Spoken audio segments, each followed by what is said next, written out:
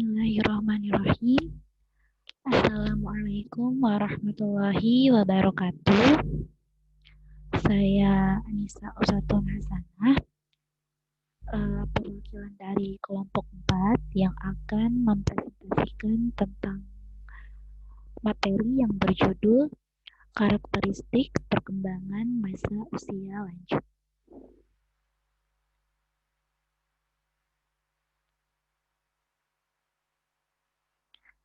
Pengertian usia lanjut. Lansia adalah tahap akhir siklus hidup manusia, merupakan bagian dari proses kehidupan yang tak dapat dihindarkan dan akan dialami oleh setiap individu. Pada tahap ini, individu mengalami banyak perubahan baik secara fisik maupun mental, khususnya kemunduran dalam berbagai fungsi dan kemampuan yang pernah dimilikinya. Perubahan penampilan fisik sebagian dari proses penuaan normal, seperti rambut yang mulai memutih, kerut-kerut ketuaan di wajah, berkurangnya ketajaman panca indera, serta kemunduran daya tahan tubuh, merupakan ancaman bagi integritas orang usia lanjut. Ada beberapa pendapat mengenai usia seseorang dianggap memasuki masa lansia, yaitu ada yang menetapkan pada umur 60 tahun, 65 tahun, dan ada juga yang 70 tahun. Pengertian lansia atau bisa disebut juga usia lanjut adalah fase menurunnya kemampuan akal dan fisik yang dimulai dengan adanya beberapa perubahan dalam hidup. Sebagaimana diketahui, ketika manusia mencapai usia dewasa, ia mempunyai kemampuan reproduksi dan melahirkan anak. Ketika kondisi hidup berubah, seseorang akan kehilangan tugas dan fungsi ini dan memasuki selanjutnya, yaitu usia lanjut kemudian mati. Bagi manusia yang normal, siapa orangnya tentu telah siap menerima keadaan baru dalam setiap fase hidupnya dan mencoba menyesuaikan diri dengan kondisi lingkungannya. Menurut Setyo Negoro, lansia adalah orang yang berusia lebih dari 65 tahun. Selanjutnya, terbagi ke dalam 70 sampai 75 tahun atau 75 sampai 80 tahun dan lebih dari 80 tahun.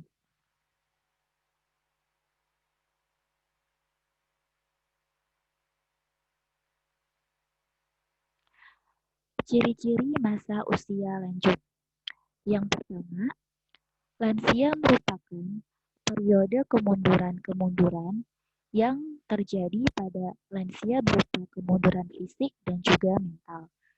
Kemunduran tersebut sebagian datang dari faktor fisik dan sebagian lagi dari faktor psikologis. Penyebabnya kemunduran fisik merupakan suatu perubahan pada diri sendiri, tubuh bukan karena penyakit khusus tapi karena proses menua. Penyebab kemunduran psikologis karena sikap tidak senang terhadap diri sendiri, orang lain, pekerjaan, dan kehidupan pada umumnya. Yang kedua, perbedaan individu pada efek manual individu menjadi tua beroperasi berbeda karena mereka mempunyai sifat bawaan yang berbeda, sosial ekonomi, dan latar belakang pendidikan yang berbeda, serta lifestyle yang berbeda. Perbedaan terlihat di antara individu-individu yang mempunyai jenis kelamin yang sama, dan semakin nyata bila pria dibandingkan dengan wanita karena terjadi dengan laju yang berbeda pada masing-masing jenis kelamin yang sama, dan semakin nyata bila pria dibandingkan dengan wanita karena terjadi dengan laju yang berbeda pada masing-masing jenis kelamin. Yang ketiga, usia tua hukum dengan kriteria yang berbeda arti. Usia itu sendiri tidak jelas dan tidak dapat membangun anak pada anak. Maka, individu cenderung menilai tua itu dalam hal penampilan dan kegiatan fisik. Yang keempat, berbagai stereotipe lansia banyak stereotipe lansia dan banyak pula kepercayaan tradisional tentang kemampuan fisik dan mental. Stereotipe dan kepercayaan tradisional muncul dari berbagai sumber. Ada yang menggambarkan bahwa usia pada lansia sebagai usia yang tidak menyenangkan, diberi tanda sebagai orang yang tidak menyenangkan, diberi tanda sebagai orang yang tidak menyenangkan oleh berbagai media massa. Yang kelima, sikap sosial terhadap lansia.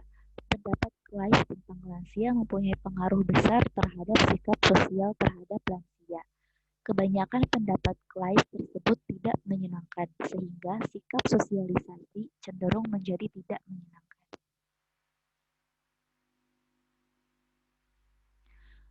Karakteristik masa usia lanjut.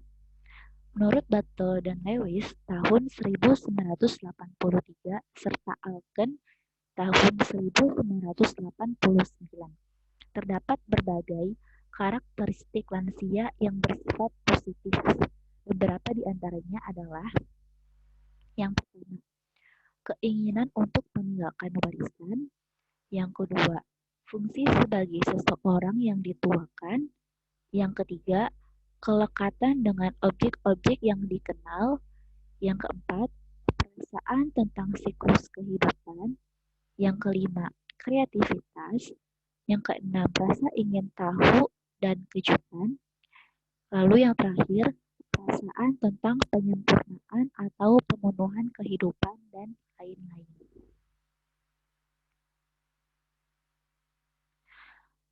Materi pendidikan agama Islam bagi orang tua lanjut usia. Ada beberapa landasan dasar mengenai pembinaan agama Islam bagi orang tua lanjut usia, yaitu Al-Quran dan hadis, akidah, akhlak, fikih, dan tarik dan kebudayaan Islam. Dalam materinya, menekankan pada keseimbangan, keselarasan, dan keserasian antara hubungan manusia dengan Allah Subhanahu wa Ta'ala, hubungan manusia dengan sesama manusia, hubungan manusia dengan diri sendiri, dan hubungan manusia dengan alam sekitarnya. Sakia Darajat tahun 1968 menyatakan bahwa pembentukan pribadi muslim yang berupa pengalaman sepenuhnya dari ajaran Islam dan Rasulnya tidak akan tercapai atau terbing kecuali dengan pengajaran dan pendidikan, senada dengan pendapat di atas. Mahmud Yunus tahun 1983 mengungkapkan bahwa materi pendidikan agama Islam adalah sebagai usaha untuk yang pertama, menanamkan rasa cinta kepada Allah dalam hati muslim.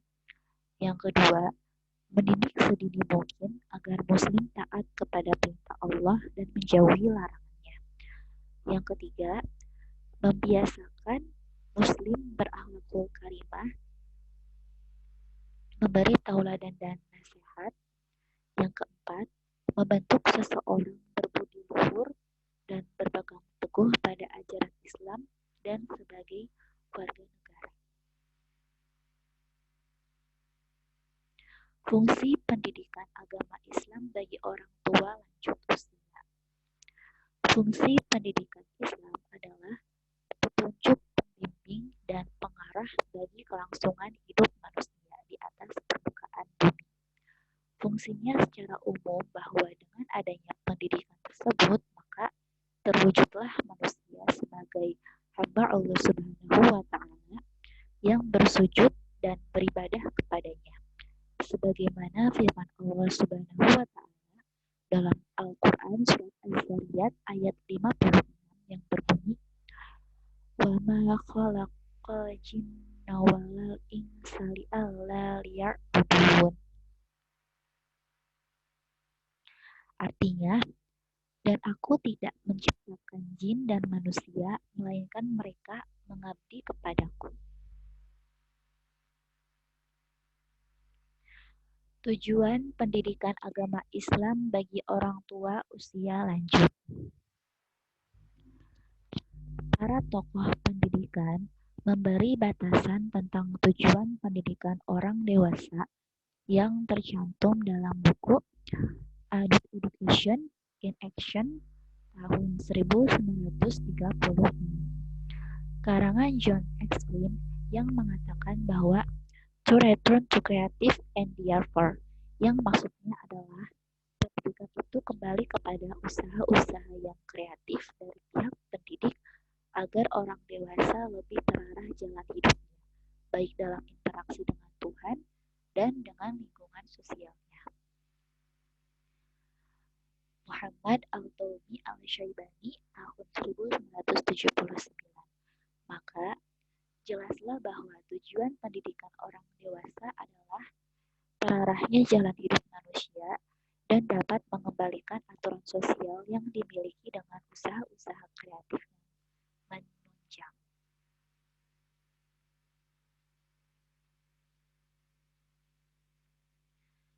Media pembinaan pendidikan agama Islam bagi orang tua lanjut usia.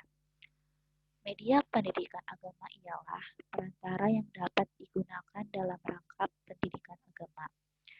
Syahaluddin tahun 1987. Pemakaian media dalam pendidikan dimaksudkan agar semua materi pendidikan dapat diterima dengan mudah oleh para siswa.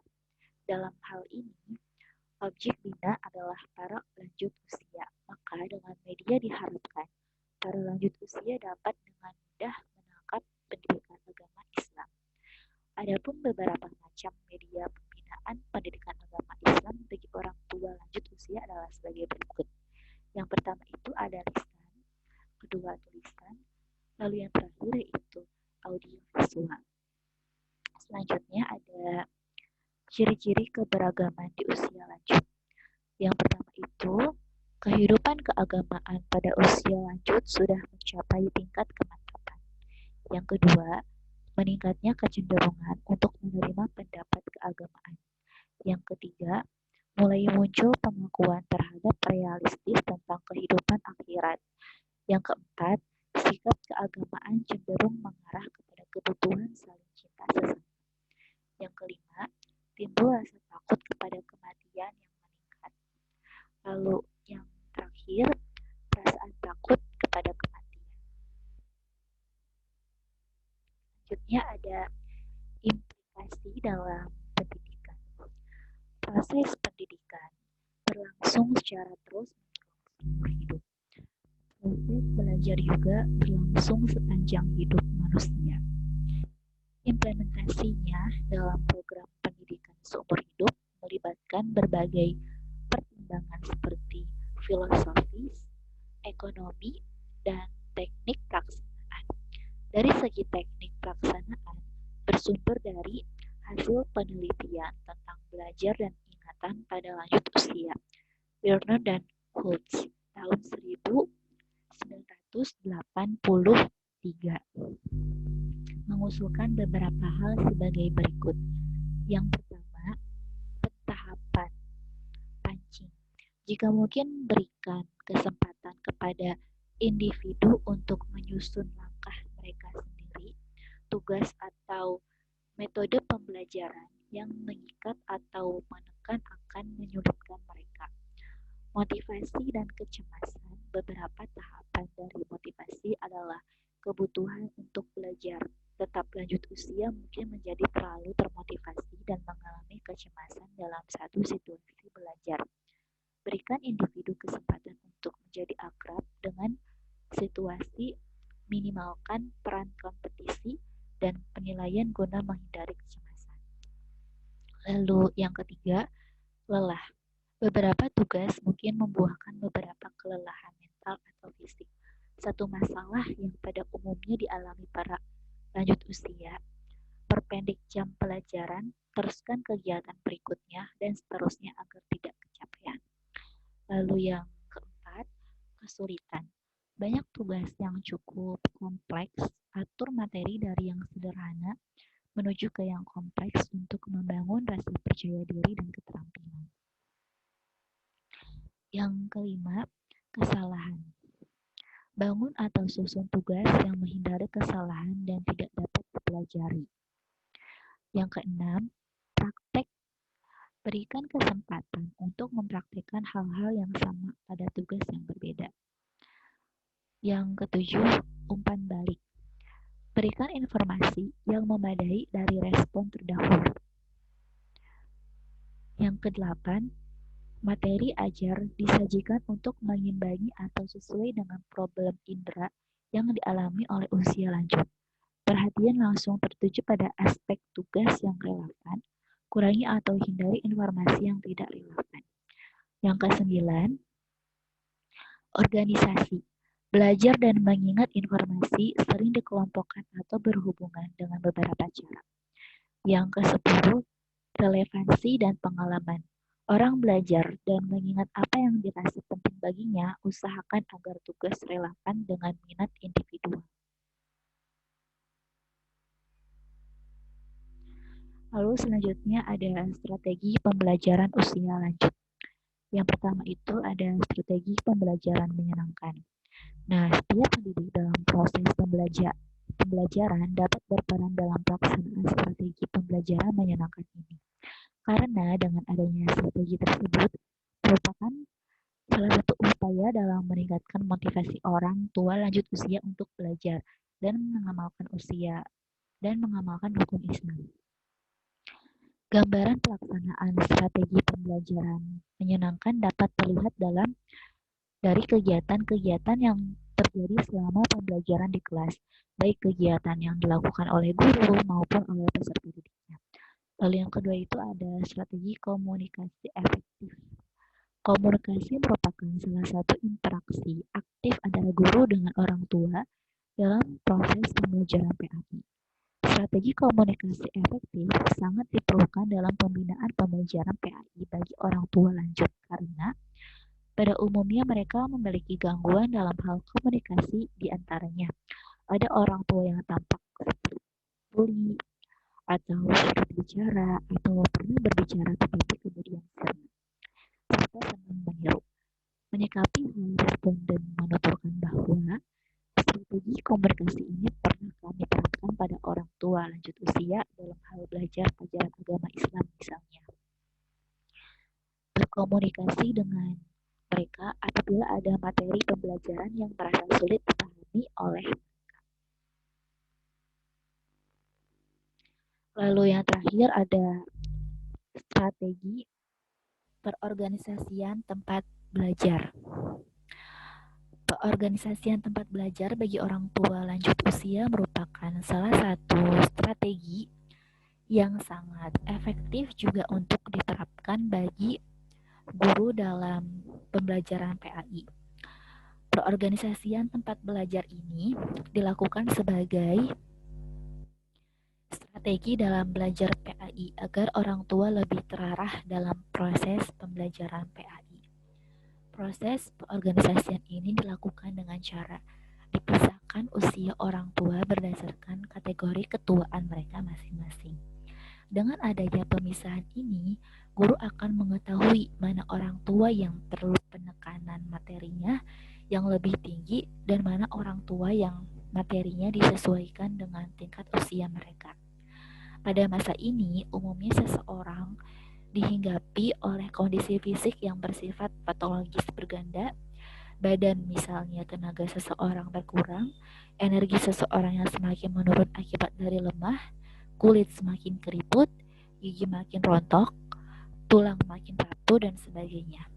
Pada usia di atas 65 tahun, biasanya manusia akan menghadapi sejumlah problema hidup. Misalnya sering mengalami gangguan kesehatan yang menyebabkan mereka kehilangan semangat, merasa dirinya sudah tidak berharga, dan depresi.